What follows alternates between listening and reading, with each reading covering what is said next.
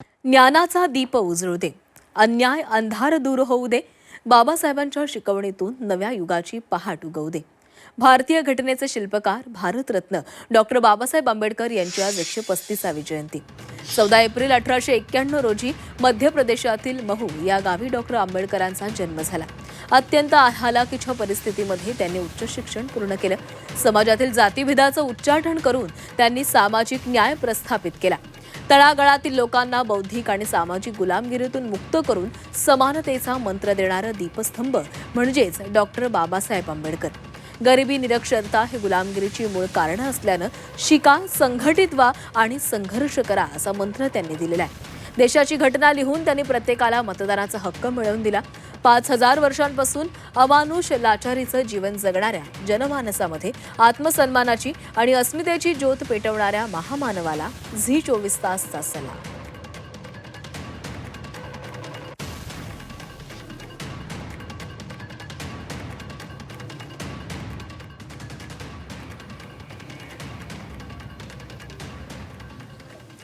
आणि आता आपण थेट मुंबईच्या दादरमधील चैत्यभूमीवर जाणार आहोत, ज्या ठिकाणी देशभरामधून हजारो भीम अनुयायी डॉक्टर बाबासाहेब आंबेडकरांना अभिवादन करण्यासाठी येत असतात. आणि तिथून आमच्या प्रतिनिधी मनश्री पाठक आपल्यासोबत जोडल्या गेलेल्या आहेत. मनश्री, आज चैत्यभूमीवर विविध कार्यक्रमांचं, सांस्कृतिक कार्यक्रमांचं देखील आयोजन केलं जाणार आहे. नेते मंडळी आज चैत्यभूमीवर येतील आणि बाबासाहेबांना अभिवादन करतील.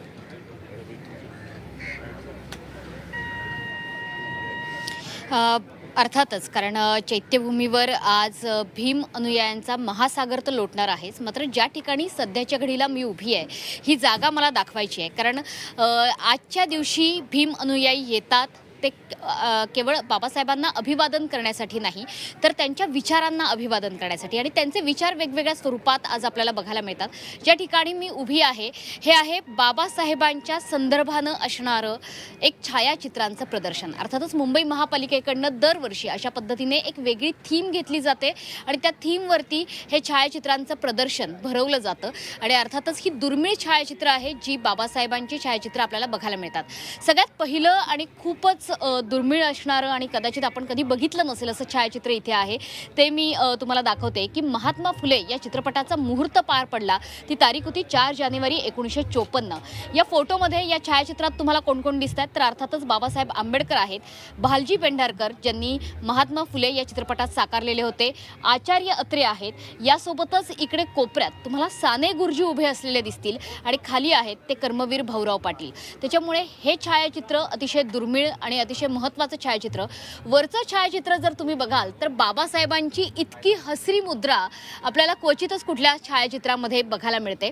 मंत्रिपदाचा खरं तर राजीनामा दिला होता बाबासाहेबांनी आणि त्याच्यानंतर ते 1951ला जेव्हा मुंबईत परतले तेव्हा बोरीबंदर रेल्वे स्थानकावर त्यांचं स्वागत केलं गेलं आणि मोठं जंगी स्वागत केलं गेलं. शेजारी माई आंबेडकर आहेत आणि बाबासाहेबांच्या मांडीवर जे बसले ते आहे राव बहादूर सीके बोले. यांना बसायला त्या ठिकाणी जागा नव्हती. त्यावेळची परिस्थिती बघा कशी होती की खरं तर एवढा मोठा माणूस आणि चक्क राव बहादूर सीके बोले यांना बसायला जागा नाही म्हणून बाबासाहेबांनी त्यांना मांडीवर घेतलं आहे.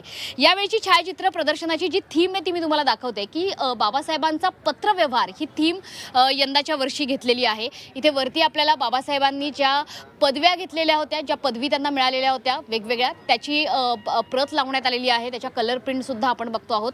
आणि इकडे आपण बघितलं तर बाबासाहेबांनी वेगवेगळ्या संस्थांशी केलेले पत्रव्यवहार आपल्याला बघायला मिळतील.